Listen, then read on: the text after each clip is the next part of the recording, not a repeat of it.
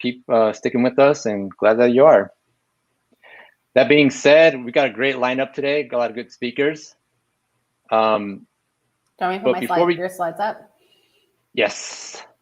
There you go. We got a, let's see, this will, nope, it's not going. Just great. All right, we got a good list of speakers here. Hopefully you can see that on the screen. Tracy Lee, Eve Porcello, and Ben Lesh are our presenters for today. But right before we get into presenting, I usually do a quick up to state or what is new in the React ecosystem. Quick update on my part. I just started a new gig at a new company, so I didn't have time to put something together. But we do have React opportunities if you are looking for some. So let me just give a quick shout out for two companies that are looking for React developers. One is First Dollar.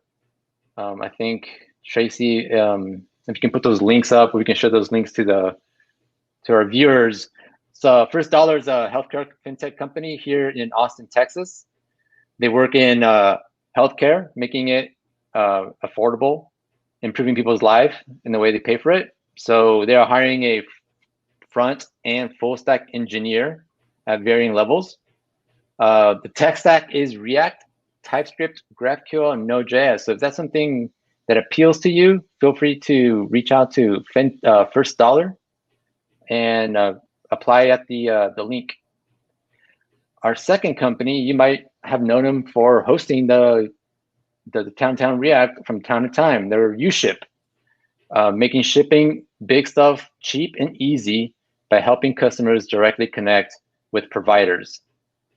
So we have two links there. One's for like a React native and one is for a full stack developer. So if you're in the job market, it's a great time to apply for these great jobs. That being said, Tracy, you want to get into it? Sure, happy to. All right. Yeah, so nice to meet everybody here. This is actually the first React World Tour, which is pretty exciting. It's been fun to, you can actually go to reactworldtour.com and I don't know if there's other ATX meetups. Are there other ones besides downtown, or is it just downtown? For the React? For React, yeah. Yeah, it's just the downtown that I know of. Oh, cool. Well, that's awesome. But if there's any other ones, or you have any like friends in other cities and you want to see React World Tour come, you can definitely just request that through reactworldtour.com. And we're going to be traveling the world, and hopefully we can do that in person sometime. And then but Ben is in Austin, so hopefully you get to see him at some point in time if he ever comes out of his cave. I basically hide in my house. Yes, it's very true. Do you want everybody to have your address, maybe? Like, you want to share that information and then everyone could show up? Party. No, I'll tell you what, I'll come to a live meetup. I'll do that. It's a good compromise. You're going to bring cupcakes though? Probably. No one wants anything I've baked. Okay. So getting into it today, I'm going to talk about something really fun. It's contributing to open source. I get this a lot, and we always see all these like amazing people on the internet that we look up to. And it's like, oh my God, how do I become an open source contributor, right? So that is my talk today. And surprisingly, it's actually quite easy to do so. There's so many different ways to do so. So my name's Tracy. You can follow me on Twitter at LadyLeet. I'm a CEO of a company called This.Labs. We're a 50-person consultancy. I love what we do. I love what we do for the JavaScript community. It's tons of fun. And you know what? I'm going to give you guys a break because I'm sure you guys don't want to smile through this whole thing. So I'll take you guys off. Anyways, so I'm also on the RxJS core team, a Google developer, expert for Angular, Microsoft MVP, and all those other fun things. Back to my day job. Thanks, Roberta, for telling us some companies that we're hiring. We are also hiring And we love our clients. We get to work on some really cool things. We actually just finished helping React launch their docs. So that was a really fun project. And Twilio with their amazing conference. So anyways, just a ton of fun things and a fun people to work with. So this is how I make friends. You can always just email me. I'm serious. This is how I spend my time. If you love React or any other technologies, I would love to talk to you. I love talking to new developers. It's my favorite thing to do. So again, biggest question, how do I contribute to open source? Well, all you need to do is show up at Ben's house and he will let you commit directly to RxJS. And since he's not on the screen, I can say that and he has no response. It'll happen, I promise. We're going to talk about a few different things today. We'll talk about my journey, other people's journeys into open source. We'll identify like, why do you want to get into open source? Are you sure you want to? Eve and Ben are very busy. Do you really want that life? The answer is yes. And they wouldn't trade it for the world, right? We'll also go over like the do's and the don'ts to consider in your journey in open source as well. So let's go ahead and start off. I love this Sarah's story. So I love sharing stories because you can just then see how easy it is, right? So Sarah, she started making like 100 private repos. Then she made a ton of code pens, which is what we know her for. And then she asked jQuery to add SVG support. And they said no. Then they said maybe. And then she was just like, you know what, screw it. I'm just going to do this. And then all of a sudden, after 1,000,000 times of trying and failing and succeeding, and then all of a sudden she's one of the most successful women we know in open source. So all you need to do is that, and you'll see how easy it is. Same thing with Kent Dodds. Kent, he literally, his first PR was a Java framework, and he fixed a typo, added an extra line, and then boom, right? Then he became Kent Chimichanga Dodds that we know. No, he spent countless hours writing JavaScript and then, helping in open source for other side projects. So you can do it too. It starts with humble beginnings always. Sean Day is awesome. If you don't follow her on the internet, she's part of the React working group. She was part of React Robins, which was previously React Ladies. And, she got to do that. She got to get to know the community. And then all of a sudden, like, boom, done, right? And I think one of the greatest things is that she said open source is a great way to figure out how to be on an engineering team, conduct code reviews, learn new coding techniques. So if you're feeling like you need to get up on newest technology, get into open source, and that is going to speed up your development.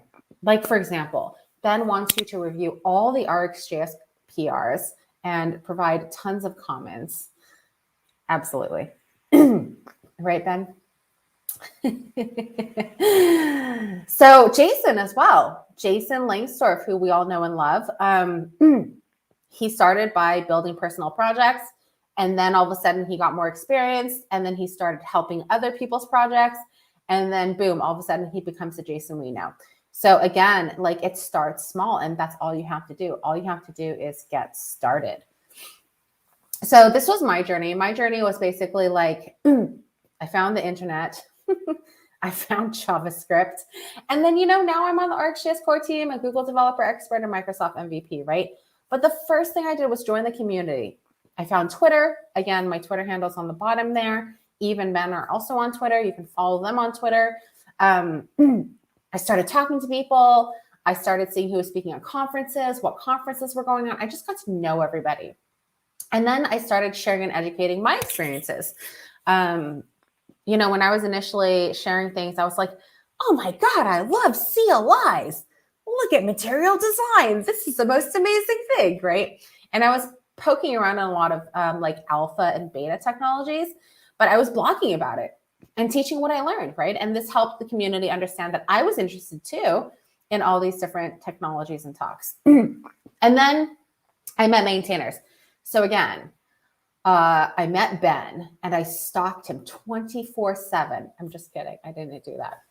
I mean, far from the truth. I don't know, Ben. You can comment in the comments below. But I got to meet people. I developed relationships online, at meetups, at conferences. I was nice, I was friendly, I was helpful, right? Even like, Aiden, I feel like I know you now because you're commenting. So if you're wanting to get into open source, good first step to just say hi. I love it. But yeah, just be nice and friendly and helpful, and the rest will come. And then I think the last thing I did was just contribute, right? I was good friends with Ben and Jay, and, I knew a bunch of the RxJS core team, and this was like during the documentation fund that they were having and needing to like update the documentation. And I was like, I could do this. I could help. Ben knows that I always was trying to help. But, making significant code contributions to RxJS is difficult. But like, I was like, oh, you need the docs done? I could do that. That's easy. So I was speaking at conferences about RxJS and just spreading the word. I gathered up a team. I created an empty repo, and then magically the docs happened. I swear that's what happened. So it's that easy, right? To just figure out what's going on, and all of a sudden magic will happen. I promise. So one thing also though is if you do start contributing, don't expect to become part of a core team. That's not the point. The point is just to be helpful and contribute, and hopefully you get rewarded at some point in time. Or it becomes your life's misery because you're chained to open source. I mean, either way, however you like to think about it. So now I want to talk about you all and why you might be contributing to open source. There's two things I like to look at: functional and aspirational. So you could be functional or aspirational. Functional would be, hey, I need to fix something that's not working for me, right? So let's say you're using a framework and you need something fixed, right? A great example would be, maybe you're using React and you're like, man, I'm using React and this documentation is all about class components, and dude, this is hurting me. It's hurting my team. So I'm just going to redo all the React docs and have it focus on hooks, right? That could be your mission and your goal in life, contributing upstream in that way. You could do that. I would consider this functional, needing to fix something that's not working for you specifically, documentation or else, right? Or other things. Aspirational is another way, great way to build a career, great way to get new jobs, great way to increase your knowledge within a technology. And both paths are really awesome. So first thing is, I'm going to keep picking on Ben, but I'll put you up on screen real quick. Am I picking on you too much? You're muted. No, not at all. I'm heckling you in the comments, just so you know, since you're picking on me. Oh yeah, that's fine. Yeah. I mean, do you want to stay up on screen so you can keep heckling me? Okay, if that's what you want. If it adds excitement for our viewership. Yeah, you can heckle. Okay, so functional. So I'll just put this all in terms of RxJS. Okay, so look, give before you ask. If you go to Ben and you say, bro, why did you write this in TypeScript? Or why does RxJS suck? Or I need a new operator. What are you doing, Ben? He's going to be like, who the hell are you, right? You always have to give before you ask, because your life is going to be 10 times easier if you have already done so, right? Because Ben, now if I ask you, since you know me, and I say, hey, Ben, add another operator to a library, you will do so for me, right? That's just the thing. Not doing it. But he's considering it, right? He's Nope. considering it. Not even a little. So the other thing you want to do is make sure you submit an issue first before you try to change something. You might think that you have the best idea in the world. I always have the best ideas for RxJS, these new operators that are magical. But before you do that, it's really important to submit an issue, because you just don't want to waste your time, right? You want to find somebody who can champion your issue. Maintainers are always super busy, and dude, I mean, it's just difficult. So ask for feedback first. There's a lot that goes on behind closed doors, right? You're not, we look at open source projects or projects in general, code in general, right? You start a new job, you go into it, you look at some code and you're like, what is going on here, right? You might have that question, but again, you might not be, you're not as close to those technical decisions as maybe the core team, right? And you might not understand why something happened the way it did. So you don't want to waste your time. Always submit an issue first. Then also try to build relationships and reach out to maintainers. Twitter, via email if you need a response. GitHub notifications are so noisy. I don't know who can handle those. Or send a nice personal message. And, it's much easier than trying to get an answer on GitHub. But don't feel, don't be entitled. Don't be impatient. People are busy and you're not their top priority. I'll give you a great example. So there's this guy and he, I was giving a talk the other day and he's like, hey, I saw your talk. By the way, I have like these, 3 or 4 open PRs in RxJS. And I was wondering if like you can help me get them through. So he sent me the links to them. This was all on Twitter. And I was like, oh man, these like seem important. There was a lot of like documentation upgrades to like RxJS 7, et cetera, et cetera. And I saw that like Ben and Jan Nicholas had looked at it before. Excuse me. And I just pinged them. And then, a few days later, he's like, hey, thanks, my PRs got merged. I'm like, well, that's amazing, right? That's great, right? So find maintainers in other forums and build relationships. Again, don't be impatient or entitled to a response, right? But, it's much easier.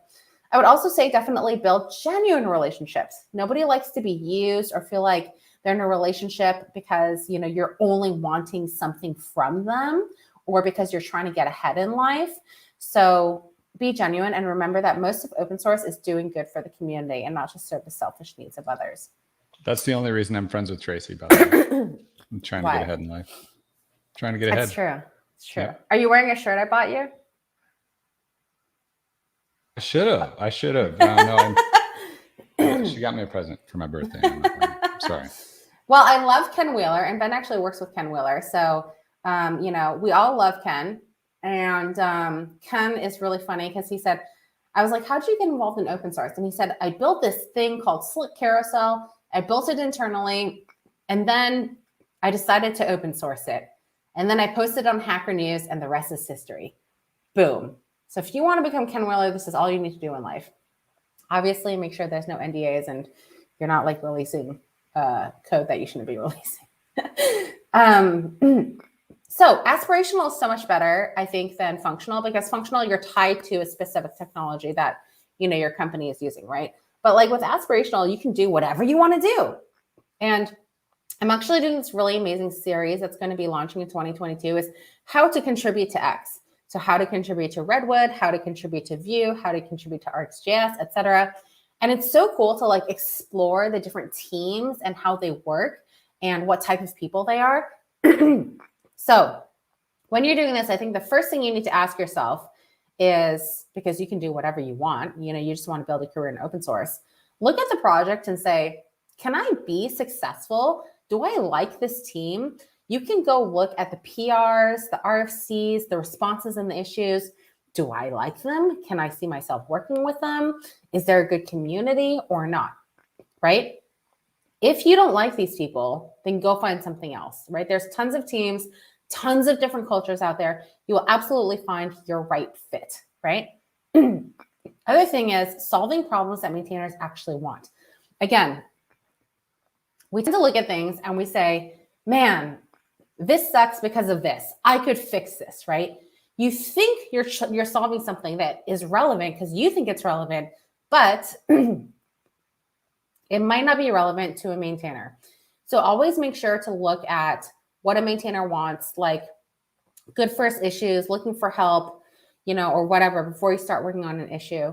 And then comment and ask if anybody's actually working on the issue, and then you can start working on it. Ben, what do you think of this advice? Good advice? Is that how it works? Yeah. I mean, I'm working on RxJS. There's nothing more heartbreaking than when I see somebody put in a mountain of work into something that we didn't ask for or want. And you could tell they poured their heart and soul into it, and you have to tell them no. It's so sad. And then you look back at the commit history and you're like, oh my God, you've been working on this for 6 months. I'm so sorry. Right. Reject. Right. Yeah, it's very sad. So definitely do that. Also help with the docs. Easy way to start. I can tell you so many people I talk to, like, how did you get started in open source? Well, I started on the docs, right? Docs always need help. Ben, do we need help with the docs? Literally always. There's always something wrong with the docs or something necessary with the docs. Yeah. And I think also if you're using documentation, right, and you're using a library, you're going to find those holes. Oh, this live example is wrong. Oh, there's some issue with this. Oh, the wording sucks. Oh, there could be better explanations, you know, like there's stuff like that. And then also make sure that, like, you know, I think this is the other cool part that's like very different than the functional aspect. Educate and share. You know, you can be super passionate about technology in a library, write blog posts about it, write about your experience, write about the release notes, write about certain features, write about how you solved a problem, and then share this with the community. You don't have to directly contribute to a project repo with code to be useful. Ben, do you remember my first like PR into RxJS? Do you remember what that was? Let's see. Your first contribution, I think it was, didn't you update a whole bunch of imports or something?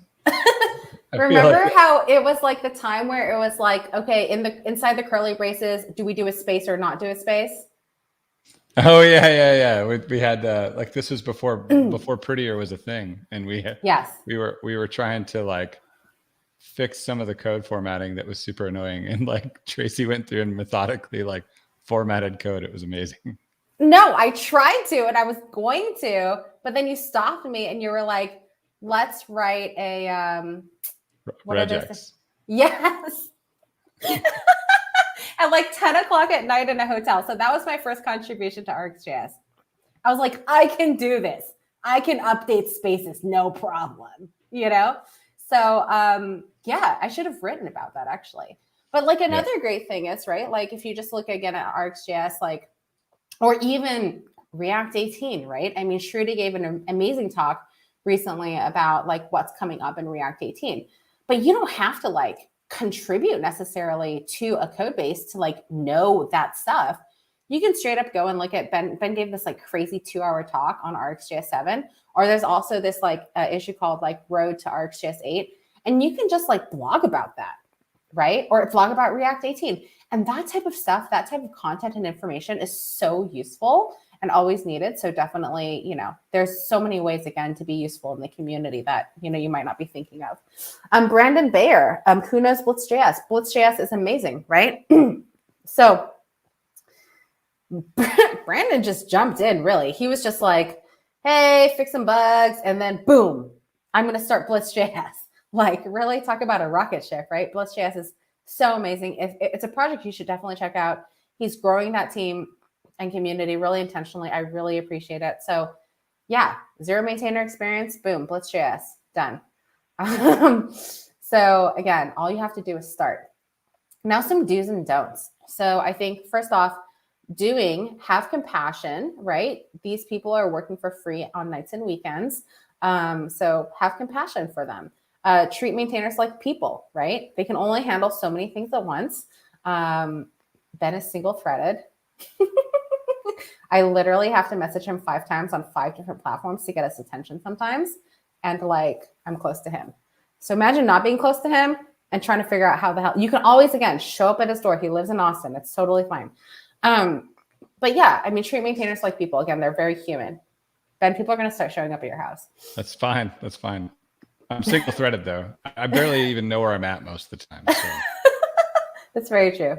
Also, be professional, right? Like, sure, you're not getting paid to work on these open source projects, but let me tell you, if you're not professional, people are going to be a little weirded out, right? Make sure to have professional etiquette and treat relationships like that. Nobody likes to deal with people who don't respect each other. Always assume the best of intentions, right? Again, we can all look at code bases, even probably the code you wrote like a month ago, and be like, what the heck was I thinking? Who wrote this? Oh yeah, it was me, right? So don't go into a project guns blazing, acting like did something wrong or somebody's ignoring you or whatever. Just assume the best of intentions, and you know, remember that open source is definitely a tireless and thankless job. Abiding by the code of conduct. Again, most projects have code of conduct. If they don't, just be nice, as Kent Dodd says. Now for the don'ts, don't act entitled or be entitled. That's being nice and patient, right? Don't think you are the biggest priority for a maintainer. Usually they have a full-time job and a full-time job in open source and like 10 kids. Ben has 10 kids. Am I one of those kids? Maybe. Jay Phelps is 4 kids. You have 4 kids, including Jay. But they're juggling a million things at once, right? Like Oh my gosh, it's crazy. So if they're not responding to you, it's not because they don't love you. Right, Ben, you love everyone, right? I do. Yeah. Everyone that helps me out with RxJS, I love them. Don't be annoying. Don't email about an issue 10 times. Follow up with a reason. Sorry, Ben, that I message you like literally on 5 different platforms 10 times a day. But I mean, you should be paying more attention to me. And then don't complain, right? Everyone is trying their best. A lot of people will say, if you don't like it, go use a different library or fork it and deal with it yourself. But complaining about something you're getting for free is not the best way to approach things. So hopefully you guys learned a little bit today. And again, I'm always happy to chat. You can always email me, Tracy@this. We're 100% fully remote and worldwide. So I would love to build a team in Austin so that I can like go and hang out with Ben more. And yeah, hopefully y'all like my talk. All right, adding everyone back in. Awesome. Thanks a lot, Tracy. I'm not sure if I liked your talk. You kept inviting people to my house. Yeah. That was a little much. But in JavaScript After Dark, I raffle off his house. You know, so like this is better. I'm just inviting people. I'm not like giving away your house. Also, I felt like I was sitting in on that like a mascot or something, or like that. What's the name of the guy that used to sit next to Johnny Carson all the time? He was like, yes. Oh, okay. That was Ed Sidekick. Yeah. All right. Well, thank you, Ben, for being engaging with me. Being your sidekick. I was being your sidekick. You're a good example. You're a good example of open source. So one question about open source. Discord, Slack, or I don't know, Element. Is that like a big thing that's being discussed, or is it a big thing in open source at all? There's picking Gitter your chat. Also. Gitter. I don't know. Like RxJS has a Gitter. I'm not on it very much because there's just so much noise on there. Like sometimes I'll pop in, but pretty rare. We use Slack for communicating within the team, but it's not really, ours isn't really public either. Like, I guess it depends on what you're There's another doing. one too. Isn't there like a GitHub one? Yeah, Gitter is probably the one you're thinking of. Gitter. Yeah. Redwood.js has a really good community forum. I'm trying to remember what they use, but I feel like Discord is like definitely up and coming though. Not up and coming, but I feel like it's become like a lot of the de facto, you know. I think like a year or two ago, maybe everybody was like, oh, Slack, but now I feel like most of the people are on Discord. I don't know. Eve, what do you think for all the GraphQL stuff? I feel like it's half and React. half. It's like, so you have to have everything open all the time, every channel, every app. So yeah, I feel like it's probably both. That's not a good answer, but yeah. Yeah. I was going to say, if you're like a user that is, and I'm sorry for interrupting you, Eve, that was bad, but really rude, Ben. But I'm so sorry. I didn't. You didn't interrupt me at all. Yeah. Let's go. I was like, ADHD brain has thoughts. I will speak now. Anyways, like for the average user, I think what they're looking for is like, usually it's like, oh my God, I need help, or I need to figure out how to do something. And I would say that the hot combination there would be either some form of direct messaging or chatting and a Stack Overflow. Like you make the Stack Overflow, you take it, and instead of just leaving it to the mindless rabble that is like perusing Stack Overflow, you take it and you post it to like a Discord or a Gitter, or DM it to somebody, or tweet it, even better. Tweet it and then DM the tweet to somebody if you're going to do that to me, because occasionally I'll get like questions that are questions other people might have, and it sucks when it's not some public medium or something that's going to get indexed later, like Stack Overflow is heavily indexed. So you know, it's, if you want to help the next person after you, then create a Stack Overflow. You know, then send it to a large group of people that might include some experts, and hopefully somebody answers it. Oh, that's good to know. My go-to is always Stack Overflow and then GitHub issues, trackers, whatever. If I don't get answered on Stack Overflow, but I Yeah. always thought there's a correlation between a good open source community and their kind of like the chat tool that they're using. Just something to think about. I'm not a big fan of Slack because everyone has it and it's just unruly for me. But I don't know what the solution is, or there is a solution out there, but I'm just intrigued by the whole dynamics of that social order of open source. Yeah, I think that the targeted Stack Overflow is probably the best thing to do. Create a Stack Overflow, send it to somebody else. The issues thing I'd caution people against, because there are teams, like we try to be polite with people, but like a lot of times if I see a question come up, like I'm really perusing for actual bugs or other issues, and like I don't have a ton of time to stop and answer individual people's bug questions other than to say you should put this on Stack Overflow, like.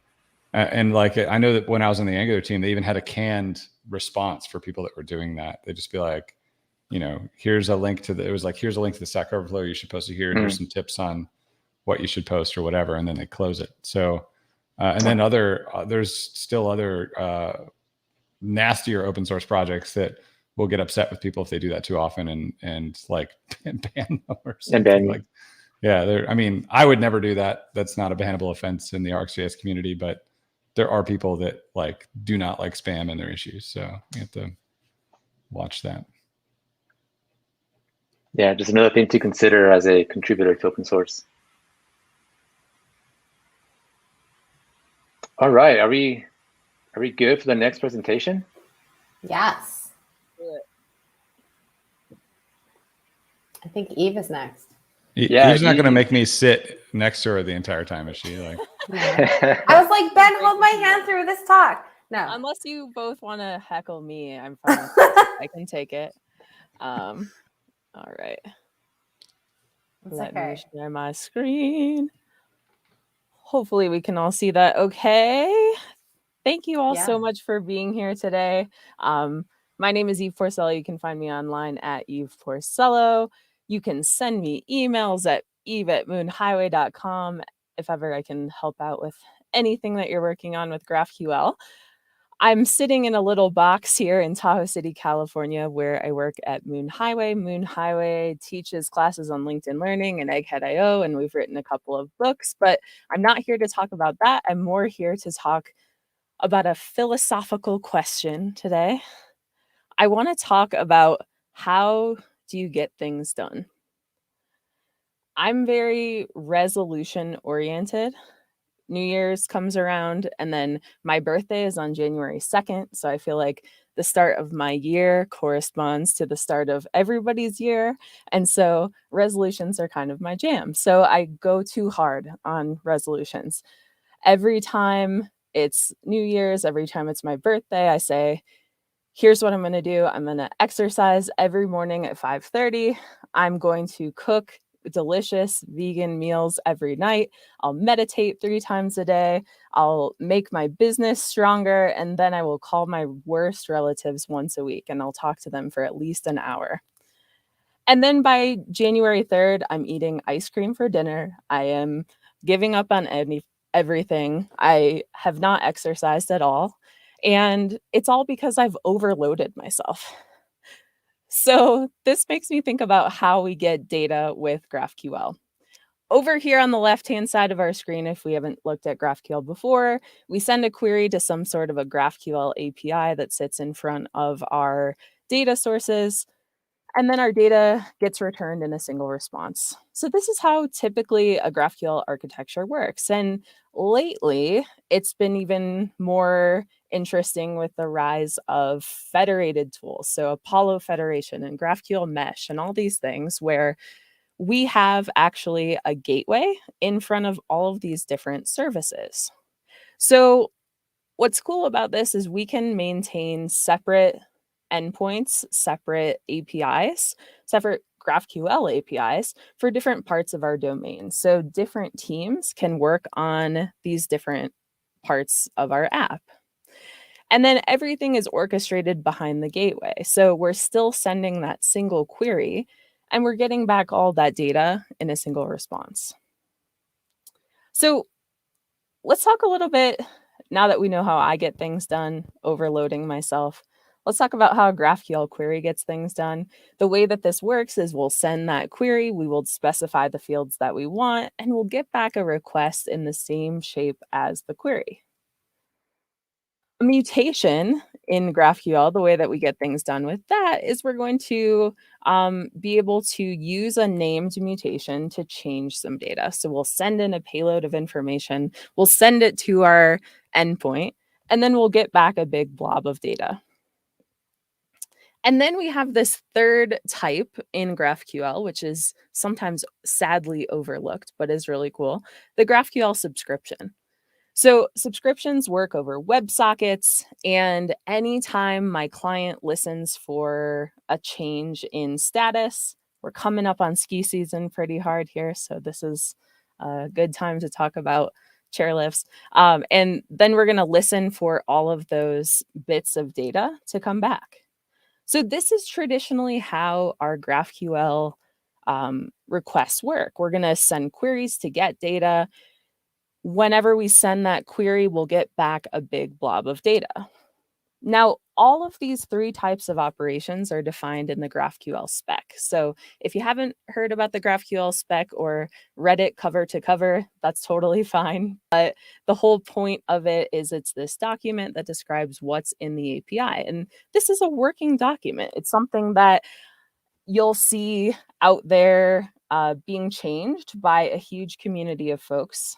Tracy said there's a GraphQL community who's always looking for contributors, so keep an eye on that. But there's a huge community of contributors who are always adding new things. All right.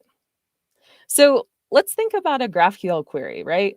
The traditional way that this works, let's say that we're sending a query for a cat, and I'm really interested in a ton of data about this cat.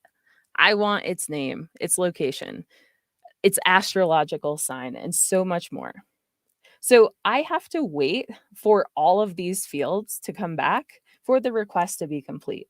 So we're waiting on all of these bits of data, and that could take a short amount of time, but it could also take a while. So we're trying to, again, do all of this. This is me on January 2nd, when we could be breaking down our requests into smaller and smaller chunks so that our users get a little bit of data that makes them think that their app is actually working. So what we can do with a query like this is we can break it down so that the first fields that we're interested in, instead of loading all of the data and waiting for it to return, we can grab a couple of fields. And then we can wait for another chunk of those fields to be ready and display those when they are ready. So this is a very exciting new feature that's coming soon to the GraphQL spec. Two different directives. Directives are little decorators that you can add to a field to add a little bit of extra functionality. And these are called defer and stream. These have been kicking around the GraphQL ecosystem for a long time, but we're super close to these actually being a thing. So you'll already start to see them in production in a few different places. So this is kind of the look of the UI, right? This is a graphic borrowed from Apollo's docs. Over here on the right-hand side of the screen, we have a query that's executing with defer. We load the data on top. The lower data below the fold is then loaded next. Now, without the defer directive, we're waiting on every single field to be fulfilled. So we're waiting and waiting for all of the data, and the user is just seeing that loading spinner, which is always kind of frustrating. All right. So this is how this looks in practice. The query itself is still going to have the critical fields, our name, location, birth location, and weight. And then what we'll do is we'll wrap a bunch of fields with a GraphQL fragment. So think of a fragment as just being this little way that we can compose fields in a GraphQL query. It's a little wrapper around it, so I can inject it up into that query here. Extraneous cat details will come later once they're ready. So that's defer. But we also have something that's really useful for lists, which is called stream. So another query. We got our cat. His name is Biscuit, and he has a bunch of friends. But if my cat has a ton of friends, then it's going to be trickier and trickier to load that data because I'm going to be waiting for it the whole time. So the way that this breaks down is that we can send a query with the cat's name, and then I'll also add this directive to this field, friends, and I'll say, hey, you know what? This cat has too many friends. Let's just load the first 3 of them, and then I will iterate through the rest and display those as they become available. So this is a really nice way of optimizing our UIs. Think about like every website is a list, right? So we have all of these different tweets, we have all these different stories. We're dealing with a lot of data that is, we're dealing with lists. So we might as well have some sort of an interface for making this go through more quickly. And what's really cool about this is you can even defer fields with stream. So here I could load the first 3 cats. I would load their name because I have it right away. And then any additional fields we would defer and load those as they're available. So they're a powerful duo together. All right, so I will share these links in the chat after the talk, but there's a way that you can play around with these things in real life today. There's something called GraphQL Bleeding Edge Playground. And what's cool about this is it's a place to test, work with all of these experimental features. So you can start to load your data a little bit more quickly. So what I'd like to do is I have a little app going over here, and we're using Graphql. If you haven't seen it before, on the left-hand side of the screen is where we're going to write our query. On the right-hand side of the screen is where we're going to get our data. So if we take a look at our documentation panel, and I click on query, we have a couple of different queries. So we have a test for defer, and we have a test for stream. So over here, I'll write my query for our defer test. And what we want to return from this test is just a name. So when I click play, we have a little bit of data coming back. Now, there's also a field here called exciting data. And when anything is exciting, there may be a little bit of a wait for it. So when I click play, we're waiting. And then finally, we have our data. But I guess it was worth the wait. But with the defer directive, we can make this a little nicer. So what we can do is we'll create a fragment. We'll call this later fields. And every time we create a fragment, it's on a particular type. So we'll say later fields on GraphQL defer test. This is the type that we're dealing with. From here, I'll ask for our exciting data field. So we're saying, hey, don't worry about it. Give it to me when you have it. So now we'll adjust our query to look like this. We'll push in, using the spread operator, all of the fields from this query. This could be 100 different fields if you wanted to push those into a deferred field. And then the way that we say wait, hit pause, whatever, is we'll add @defer to the end of the line. So check it. I'm going to click play. It says has next is true. We're waiting. And then we get the little extra field of data that we want. And we also see has next, which is false. So has next, just think about it as being this field that is appended to our query response. We also have a path, which describes the name of the query itself. There may be more queries if you need them. And then what's cool about this is has next, we can always process to make sure there's no additional data. So this is defer. Think about all of the UIs that you could use this for. Maybe you have some data below the fold, as they say, or maybe you want to load the details that are behind some sort of menu that you can expand and collapse. You can load all of that data in the background simply using defer. Okay, so that's the rundown of defer. I want to take a look though at stream. So I'm going to delete that. I'm going to write another query. And remember that streams are really good for lists. So my list in this case is a list of strings that I want to return. The way that I will specify how many I want, I'll say @stream, and then we'll define an initial count, and we'll say 1. Now when I click play on this query again, it says on this field, that's too fast. This query is too fast. It says data. The first one says, what's up, friends? And every single second, new data is coming in. Remember that we have this has next property each and every time. So should I have made that a little smaller? Probably, but, or slower, I mean, probably, but yeah, that works. Very cool. So think about all of your list-based websites, articles, people, anything that you're trying to load.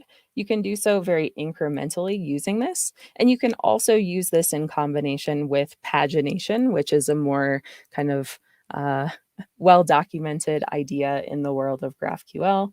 But all this stuff is super new, but coming soon to a lot of different locations. So let us do away with pages that look like one big loading spinner until that data loads. Some places that you can learn more for how to make your applications use this functionality. We got defer and stream RFC. So this is a request for comment for input on this. And then there's some proposed edits to the spec. And then we also have defer and stream supported by that thing I mentioned before, GraphQL Bleeding Edge Playground. It's also supported in Express GraphQL on the defer and stream branch, and the same for GraphQL.js. So these are a couple of the main Node.js libraries that you'll find in the GraphQL community, and you can always take these out for a test drive if you'd like to. So all of this stuff is super exciting. I can't wait to use it more in real life for every single UI that I create. I feel like I want to thank everybody so much for having me today. Again, my name is Eve, and yeah, let me know if I can help with any GraphQL things moving forward. Hope you all have a great rest of the day.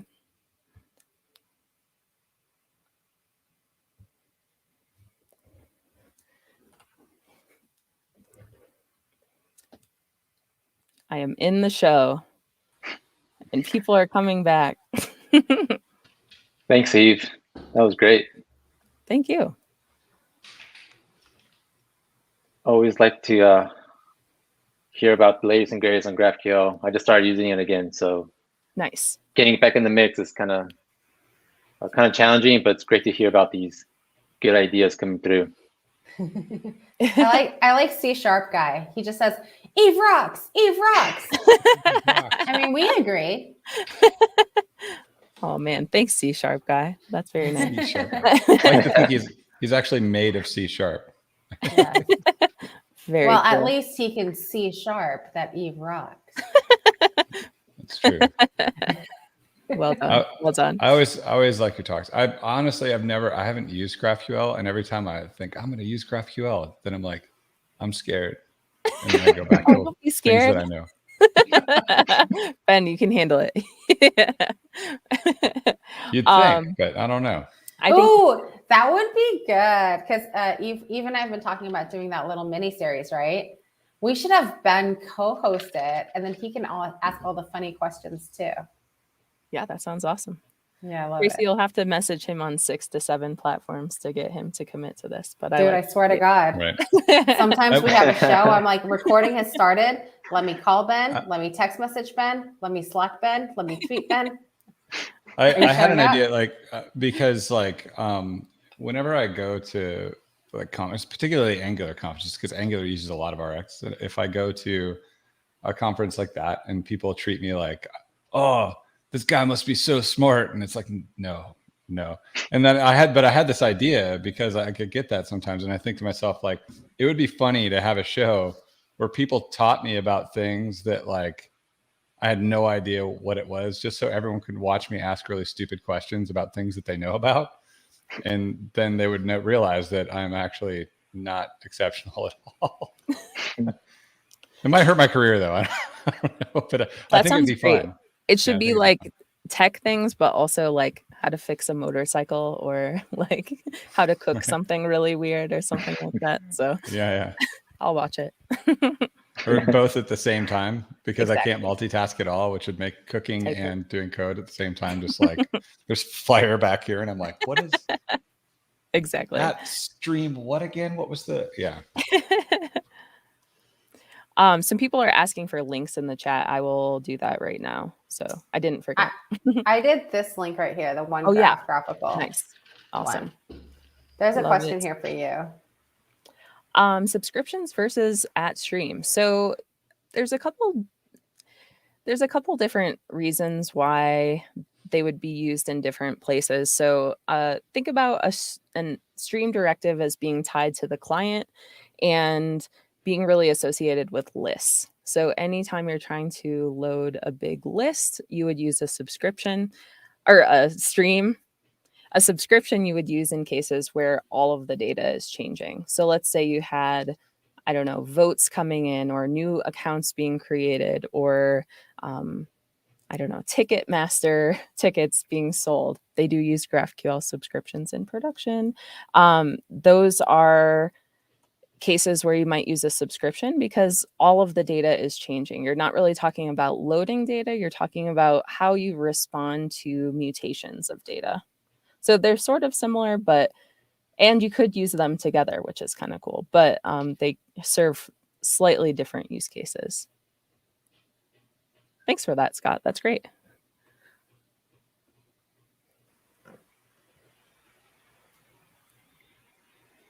So streams are similar to like paginations.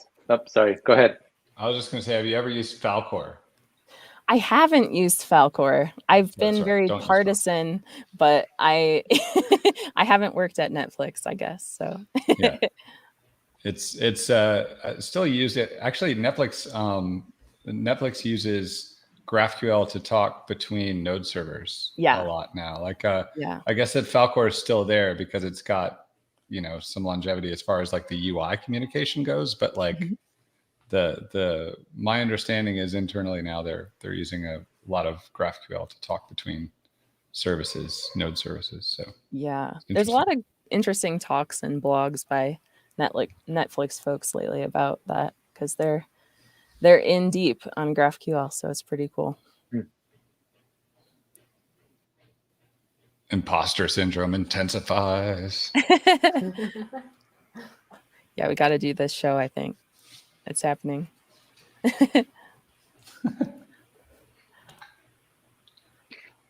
Awesome.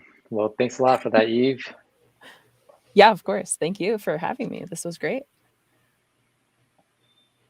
All right, Ben, you got those updates, those RxJS updates? I do have RxJS updates.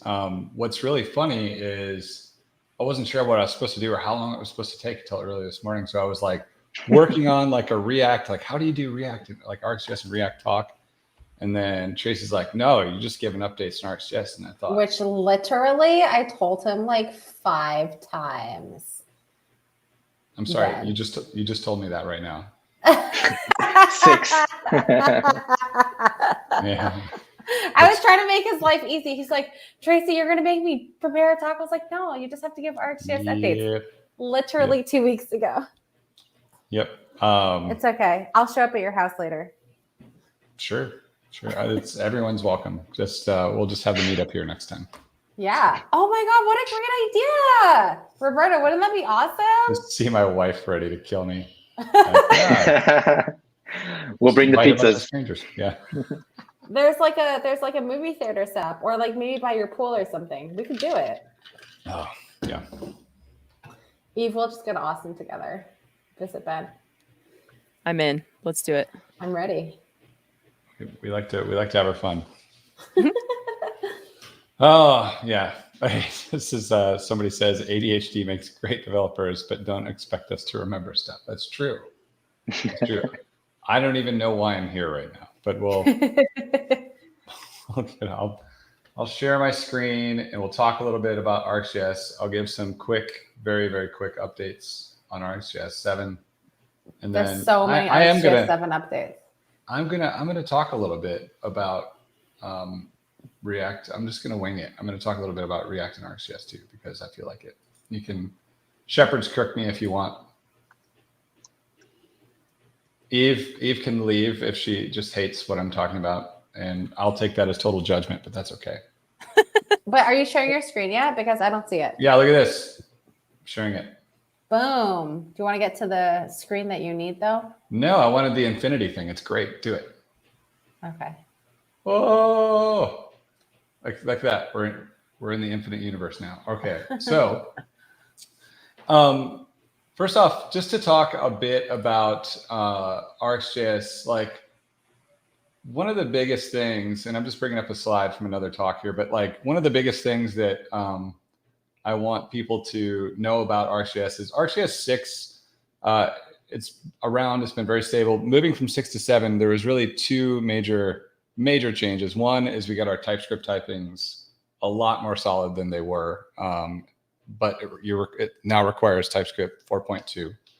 And the other thing, which is a bigger deal, is RxJS 7 is all of the same functionality. In fact, more functionality, but in a smaller package. So if you are going to use every single feature in RxJS, you're looking at about a 53% reduction in size in total. So most people are going to see like, and this is like, I think the total kilobyte difference is something like 40 kilobyte difference in size. Like, so it's a lot smaller, but most people were probably only using, I don't know, maybe like 30 or 35 kilobytes, because most people don't use the entire library and it's all tree shakeable. So if your bundler is set up properly, it's going to remove any bit of RxJS you're not going to use anyways. But they'll still see, a substantial reduction, 10K, 15K, just simply by updating to RxJS 7. There's a few things that you need to know when you update. I'm not going to dive into all that because it's super boring, but there's a lot of really good features, a lot of improvements to just kind of making things more predictable as far as what certain behaviors are. Like we've kind of standardized and come up with a formula for how certain things should behave. It's been a long road to get here. If anyone ever looks at this, and I know that the React community doesn't have the same adoption rate, obviously, as say Angular, because Angular includes it as a dependency, but it definitely is used a lot more in React. I work in React exclusively at work now, which is funny because I used to be on the Angular team, right? But it gets a lot of use in React, and I think that a lot of people will look at all of the operators and stuff and be like, holy cow, look at all this. And they don't have quite the history of the context. And the context is, and C# guy who is watching this will like this, that RxJS actually came from a long time ago from a thing called Microsoft's Project Volta. And you can actually look this up, like Microsoft Project Volta. Clearly, I've looked this up before. And you see that logo? Look at that. That's been given to the world by Microsoft. It is a fuchsia electric eel, I guess. But this whole project was designed before TypeScript to be like, oh, we're going to compile C# and VB.NET to JavaScript. And they needed targets for popular libraries such as Rx.NET. So Rx.NET there was a straight port of it in JavaScript called RxJS. And that included things like current thread scheduler and other stuff that doesn't make sense in JavaScript. So RxJS 5, which is around the time I took over, was an attempt to kind of JavaScriptify a whole API and a whole ecosystem that was kind of built off of a compiled language. And there were tons of operators that people demanded that we put in place, and people use them all. So we try really hard not to break people. We don't want to remove operators, but we are trying to reduce the surface area, and that's what you're going to see as time goes on. And so RxJS 8 is going to be, it's coming up. What we're going to end up wanting to do is kind of remove bits and pieces that we've deprecated over time. They're all clearly marked in RxJS 7. And you're going to see another probably 10 to 25% size reduction for RxJS 8. And things will be faster and cleaner and better. APIs are getting a little bit more readable. We've added some features recently. I want to highlight one in particular. So for people that aren't familiar with observables or RxJS, an observable is an interesting thing because an observable is a lazy set of events. So it can be one event or it can be none events. It can be an infinite number of events over any amount of time. So it's this thing that can model, like, I want to set up something that gives me events. And I do that when I call subscribe on it. And when I call unsubscribe on the subscription I get back, I tear all of that down. Or when it completes, it tears all of itself down and so on. And that enables us to have these operators like retry. And what this does is it takes a source observable and it says, hey, if I have an error, I want you to start, like, tear everything down and then start everything again from scratch with whatever this observable is. Subscribe to it again. And we have new features now, and I believe it's 7.2 and above. We're up to 7.4 now, where you can actually say, oh, I want to add a delay to the retry. So I want to wait a little bit, or I want to define a delay. So you can actually do like an exponential back off or something like that. So if you have a WebSocket that you want to reconnect, and all of the cool stuff that it's coming off of that WebSocket can be composed in here. You can just flop retry on there and you can have it like retry and then wait a little bit longer and then retry and then wait a little bit longer and retry again and so on and so forth. So that's one of the more interesting things. Other stuff people might care about that's been released recently is tap. So tap historically has always been, we're going to give you the same sort of things as subscribe. So when you call subscribe, you get a next callback, an error callback, and a complete callback. All of those also exist on tap, which is just a way to kind of have a side effect from an observable. And now we've got new things like finalize, unsubscribe, and just finalize and unsubscribe and subscribe. So subscribe will tell you when the instant someone subscribed, so you know when something started. Unsubscribe will tell you if whoever's consuming it tells you they want to unsubscribe, not if you just completed or whatever. And finalize will always be called whether you've errored or completed or someone's unsubscribed. So these are things that people have asked for over the years. I know that subscribe in particular was notably something that the Relay team asked for. Facebook Relay actually has a perfect, it's an exact, I think it might even be a copy at one point of RxJS 5's observable. And they've added one additional event for subscribe. If they were to switch to RxJS 7 and use this, they wouldn't need that anymore. But it's interesting. Observables actually exist all over in the ecosystem. I would be shocked if I looked through GraphQL's code base and did not find something that resembled an observable, because that's just how they are. So I have a question. So these taps are event handlers for the pub sub features. Basically, well, let's go look at, that's a good question. So I'm going to quickly demo in React using an observable. So I've imported interval from RxJS, and what interval is you can say, oh, give me an interval of 100, and this doesn't do anything. This is inert until you subscribe to it. So if I were to subscribe to it up here, in console log everything that comes out, you're going to see it starts logging once a second, right? And I take the subscription and I wait some amount of time. Let's say,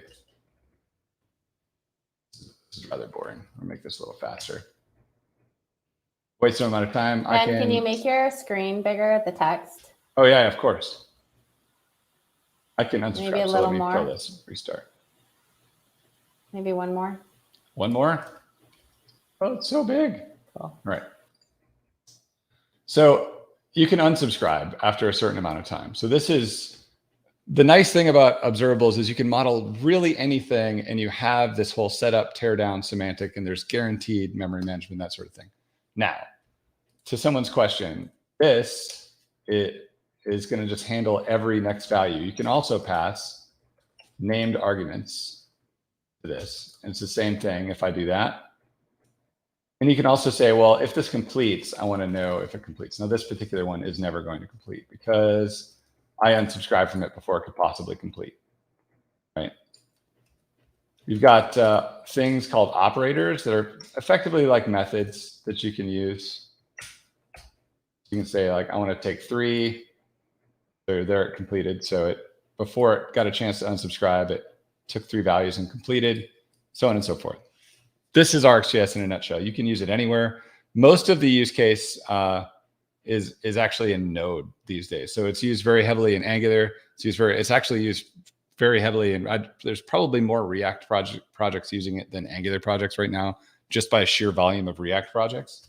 And it's especially heavily used in Node, which surprises me. I never thought it would really go that way. But you can use it to model all sorts of things, any sort of user event, WebSockets, animations, whatever, because it's a primitive. It's much like a promise. Now, if I wanted to use my ticker here in React, the obvious thing that people do, because you saw that subscribe, unsubscribe, and this is what I end up doing a lot of the time, is you'd be like, okay, so I need to do like a use effect, right?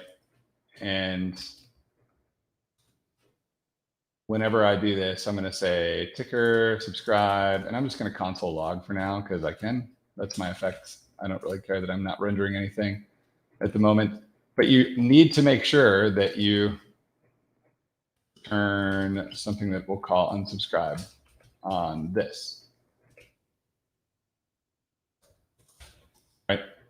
So let me restart that. So we can see it's running. And actually, this isn't actually going to unsubscribe until I was to remove or unmount the app, right? But that's kind of the important bit. So this is still important.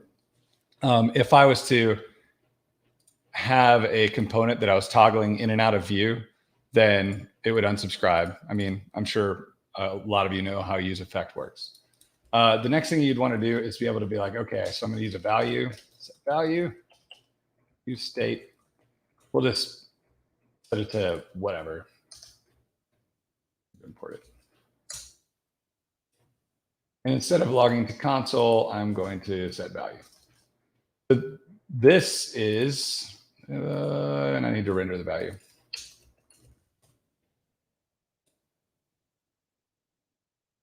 I don't need my console anymore. I'm going to close that. It's kind of annoying. So this is, you know, my ticker. I've effectively subscribed to it. Now, there's a lot of like RxJS libraries out there. Most of the time, honestly, I kind of end up doing this. And what I'll end up doing is, of course, creating some sort of custom hook or the like. So I'll go in here and be like, all right, so here I want to do a function use observable or whatever you're going to call it. I usually say use observed value or something of that nature. It's got a source. It's an observable. B.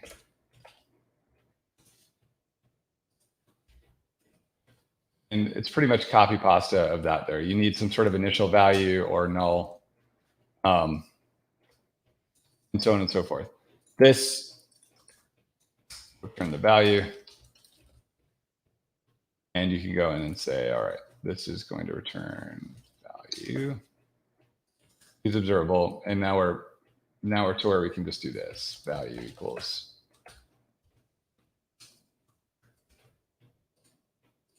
Source is not fine. I'm using ticker. That's why. Now the important bit though is that we're checking the actual instance here of the observable, and that's okay. Like this, people trip over this sometimes because they'll be like, oh, well, I wanted to make this where they're going to be like, oh, I want to, you know, type it to like map. Oh, I don't know.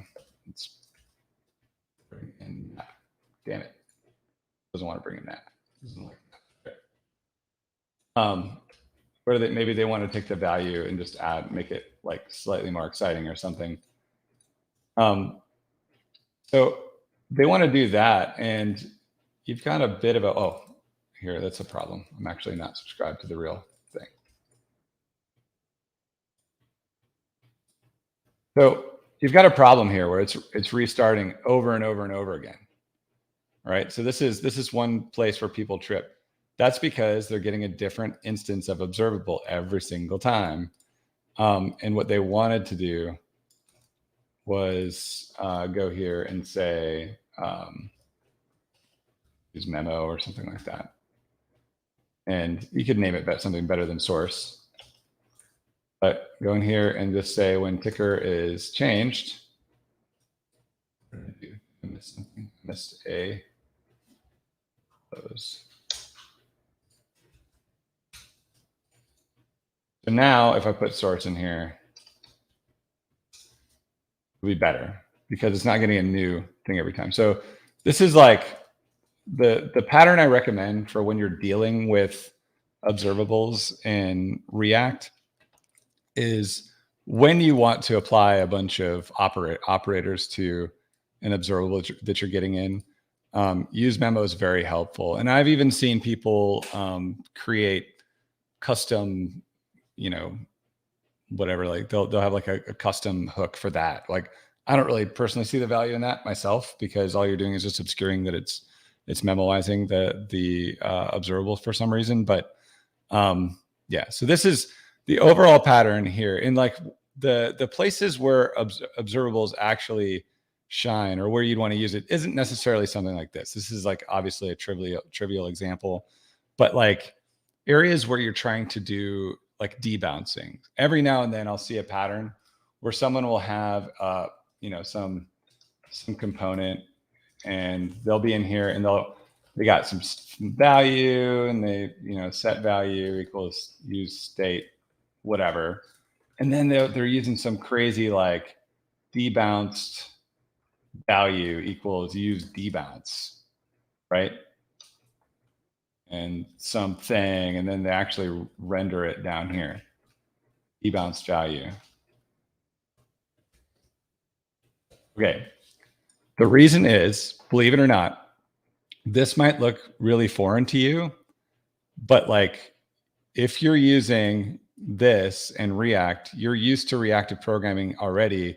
It's just you're relying on a render cycle to go from one step to the next. Like if I've got this and I'm doing like a filter and I only want the filter to here,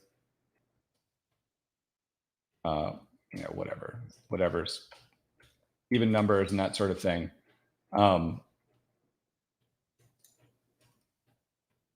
Like this is step by step by step, and you can do the same thing with like memoize or use memo and use state and things like use debounce and whatever. And I'm going to tell you right now that if all you're doing is rendering a debounce value, and when you click, you set a value or something like on click,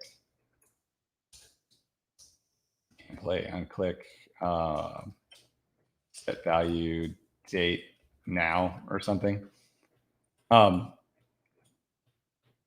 This is, I'm sorry, this is complaining. Sorry, got to put that there. All right. So this is going to be like a big anti-pattern in my opinion. Like this is like, okay, all I wanted to do is click this and then later on render the debounced value or whatever. But instead, I've actually rendered the component twice. Like I'm actually leveraging React internals in order to do something like debounce a value instead of like using Lodash or RxJS or something like that. So like where RxJS is helpful is to dealing with minor things like this, because it's fairly easy to add like a delay in there or something. And we've got operators for that. But like, so I'm delaying this by 3 seconds. So it's going to wait 3 seconds before it actually started. Yeah. But it's not a delay in between, but it's a delay before it actually emits the value. Anyways, like you can debounce, you can delay, you can buffer, you can do all sorts of really awesome stuff with it. And you're not incurring a render cycle every single time you deal with it. And there's other ways to do that too. Lodash, what have you. It's just, I would stay away from weird stuff like that. People got real excited about hooks early on and kind of produced a lot of these strange things. The other place that React actually shines and where I use it a lot is actually dealing with streaming data over the network. So I get a lot of HTTP2 streaming JSON, and I use that. I use RxJS to kind of compose that and then render it into React. I was going to show, and I'll just share the link. I'll share the link for this, and I'll share the link for this thing too.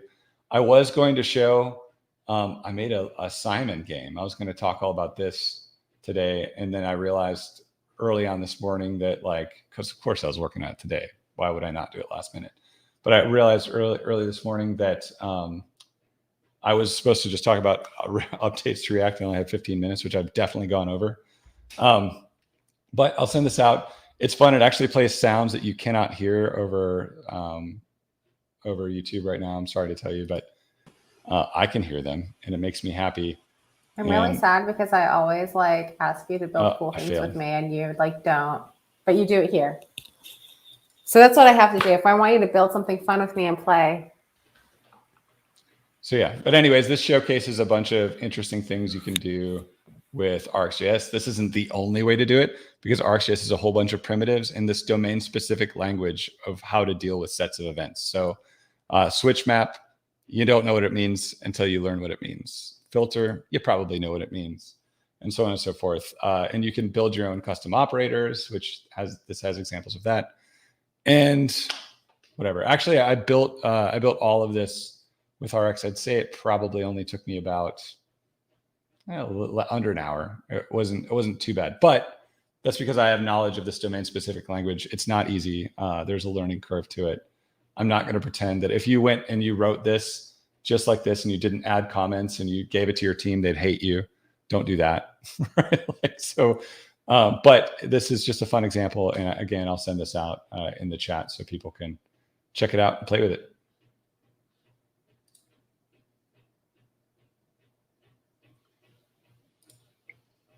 I'm back. Awesome, Ben. Thanks a lot. I'm so happy. We do have a question out there. Great. What do we got? Ben, can you post that link, by the way? Yeah. Of course.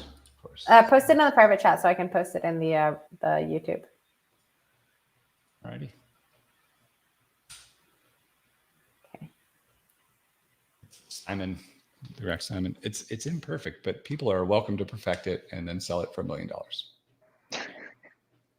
Just as long as I get to borrow your boat that you buy with your $1 million. So someone asked me, would this be useful with things like intersection observer or mutation observer? All right, so observables are a super low level primitive for dealing with anything asynchronous. So you could wrap GraphQL APIs in observables, or GraphQL could use observables to build what they're doing. You could wrap mutation observer or intersection observer. I've used it to wrap broadcast channels, all sorts of things. So if you can, the API for actually creating as observable is a lot like creating a new promise. You say new observable, and then it gives you the subscriber, and you can call next and error and complete on it to kind of decide what comes out of your observable during its subscription. And pretty much if you can wrap it in a function, you can do it with an observable. So any sort of side effect, any sort of emitted value, it's very, very lightweight and very low level, the actual observable itself. And just to disambiguate, like observable and RxJS are two different things. Like observable is the primary type that RxJS deals with, but observables actually exist in relatively, common shapes all over the place. People just don't realize that they're observables, right? So it's a really, really common thing to be like, oh, I've got this type that gives me 0 to n values, and I can unsubscribe from it, or I can stop it from giving me those things. Like add event listener is a weirdly shaped observable, for example. There's no unsubscribe, there's remove event listener, right? Like these things exist, and people, like, you can wrap anything that you want that gives you an event, or even doesn't. You can even do arrays or whatever wrap anything you want in observable, 100%. Is the observable similar to or built on top of generators, or is it the other way around? Interesting. All right, that's an interesting question. So early on, when RxJS 5 was being designed, and it was going to be like RxJS 3 at that point because current RxJS was version 2. The TC39, which is what we modeled the TC39 proposal, we were modeling RxJS after that, and it was like a playground for what they wanted it to be. And originally it was modeled after generators. So you have like subscriber has these 3 methods on it: next, error, and complete. And it's pretty much like, well, this could be next, throw and return, right? Like it's pretty much the same shape as like a generator object, if you think about it. And so they really went that route first, where you were going to subscribe with the generator and you're going to get a generator back, and you could call return on it to kill it. And what they realized, instead of a subscription, and what they realized was, one, the whole generator as a subscription thing was really confusing. 2, like coroutines were even more confusing, and there was almost no use cases for them, right? Like, I would be super impressed if everyone on this call knew what I even meant by coroutine, right? Like that's the weird thing about generators. They exist in JavaScript, and hardly anyone uses them beyond just like, I'm making an iterable with the function and a star, like, and like they get this, you can do coroutines and all this weird, wild stuff, CSP patterns and stuff like that. Yeah. So originally it was modeled after that, and we shied away from it. Now, RxJS version 7, that's one thing I didn't really talk about. You can convert a variety of things to observables with observable from. So you can say from an array, and you can get an observable of the values in the array, or you can say from a promise and get an observable of whether or not the promise resolves or rejects, right? And one of the other things you can do now, you can do it with an iterable, any iterable. So a generator will work. And now you can do async generators and async iterables.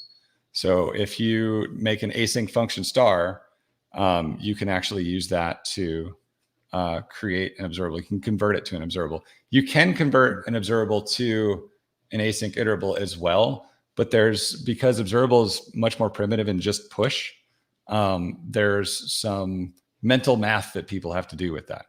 Async iterable is push pull, pull push, where you're saying, hey, give me a value, and then you wait for it to push it at you, and then you say, hey, give me another value, and you wait for it to push it at you, and people consume them in for await loops.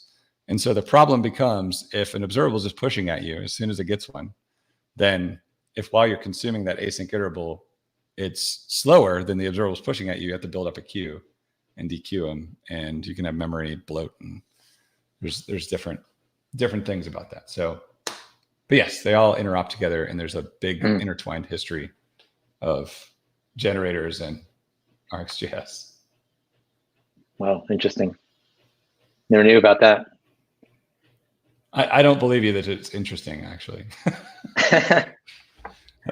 I think I was nerd sniped there, but. Well, I mean, I've been programming for about 10 years, front end, full stack, whatever, and I've never touched RxJS, reactive, any of that stuff. I worked at a shop that had a team that was doing it. The lead left, and then they switched out to something else. So like almost immediately they switched to something else because I guess the culture or the team didn't want to use RxJS. Yeah. So I have no idea about the history or what the patterns or what kind of problem space they're trying to solve. I also worked in Angular. I know they use it a lot there too, but yeah. So that happens a lot. Like there's teams at Netflix that tried to get away from it. So the real thing about Rx is there's a lot of guarantees it gives you around every observable when it subscribes. Like you're guaranteed whatever resource was in it is going to get torn down afterwards. And people don't realize that that's a guarantee. So it really helps prevent memory leaks. As long as you call unsubscribe on whatever your subscription is, like memory leaks averted. And what happens is it's really, really good at solving asynchronous event coordination, right? And asynchronous event coordination is hard to solve no matter how you solve it. And people will look at Rx and be like, I don't know this domain specific language. I can't maintain this. I quit and I'm going to do it myself. And what they probably don't realize is when they do it themselves, they're likely creating memory leaks and other problems. But like most people don't know they have those problems until, it blows they up. actually stop to look at like their memory consumption or whatever.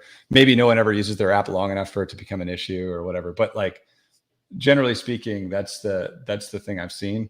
Now, that said, do I think RxJS should be used for observables, should be used for everything? Hell no, absolutely not. Like if all you're doing is just fetching some data and you don't care if it comes back or not, and you never need to cancel, whatever, just use fetch, it's fine. Like, but like if you're trying to do really advanced stream coordination where you've got like multiple streams of data coming in and you've got to coordinate them and filter them and like whatever, and you're not using RxJS, like maybe you'll get it right. But I can tell you that we've got a battery of 3,600 tests around just stream. All we do is stream stuff. Like we're not GraphQL. We're not like, React or something. Like this is a very simple, like we're just dealing with asynchronous problems. And there's like asynchrony is super hard. It's super hard. Async await makes people think that it's easy, but it is deceptively difficult because there's every single time you have an await, for example, an async await, you're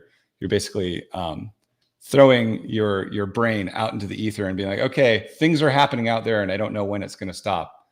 And then it comes back to code that looks like it's synchronous, but it's not. Like synchronous code is very easy. Asynchronous code is deceptively hard. And the easier you make it look, the harder it actually is. So little foot gun. Yeah, there's a few. There's some interesting ones.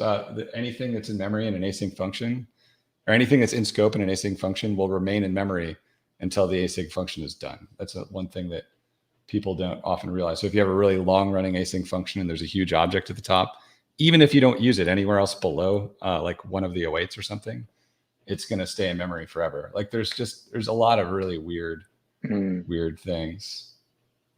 Yeah. Well, I'll add that to my New Year's resolution is to learn some RxJS. Sure. Thanks a lot, Ben. Yeah. I don't know. Anyone had any more questions? Or I do want to give a shout out to there is a React Conf December 8th. Tracy, if you can put that in the YouTube chat link, so make sure you sign up for that. But that's it. I mean, that's all I got. I don't know. Any last words from our guests? Tracy? Thanks for having us. Thanks for coming along. Thanks for the invite. Is there what's this React World Tour going next? My house, apparently. Yeah. I know, Ben. You forgot, but last night you gave me your credit card number. Oh, that's and great. I'm buying tickets, first class, of course, for me and Eve to come over to your house to do React World Tour. It's Do gonna it. be amazing. You're winning Do on it. many levels with that. Yeah. Right? No, we're going to Atlanta next. So that's going to be next week. We're going to be doing the Atlanta JavaScript meetup. Shrudi's going to be giving a talk on React 18. Brandon Bayer is going to talk about Blitz. I'll be giving a talk as well. And then coming up after that, the week after that is, no, it's the week after that. So November 17th, we're going to go to React Chicago, I think. Yeah. At least I think we're going somewhere. I thought we were going to Chicago on the 17th. It's not on my calendar though, but yeah. Anyways, so that'll be fun. Also, Ben and I are doing this really awesome mini series. We're recording it right now. It's really fun. Right, Ben? Forced. You broke up on me for a second. We're doing an awesome what? Awesome mini series. It's called RxJS Tricks. Right. Don't forget. Oh, nice. We're recording one tomorrow, but we did this really cool one on like cool tips and tricks with Observable, which is really fun. And then we're doing, actually tomorrow we're recording the one on RxJS animations. So that'll be released like, I think sometime in 2022 too. We should probably do one on like when not to use RxJS. Yeah. Like how not to overuse it and then make everyone decide that it sucks because you're not a nice person. Like that's, yeah. Well, when we come over to your house, we can do it with Eve. So Love it. next week, right? Yep. I know, right? And he'll feed us and everything. There's a pool, I heard. There's barbecue. Great. Yeah, and yes. And we'll have There'll to get be a lot Roberta of over Meetup too. people there already. So Yeah. I'll be keeping that pool warm for us. Roberto, you got to keep me posted. I'll come to an actual in-person meetup. Yeah, that'd be great. To see real life people. I'm sorry for everyone in advance if I poke you to see if you're real. There's a question about Rx.js tricks videos. Is there a post to that? Yes. Is there a link to that? No, that's the one that we're currently recording. So we'll be releasing it January. Is it? No, actually December maybe. December or January. Yeah, it's going to be on the This Not Media YouTube channel. I'm trying to get it released in December, but it just depends on how fast me and Ben can record these things. Anyways. But yeah, thanks, Roberto, for having us. It's so exciting.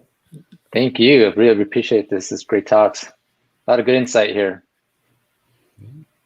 If anyone is playing with that Simon example and they have questions about RxJS, whatever, you can DM me on Twitter. I do try to respond to everybody. It takes me a while sometimes.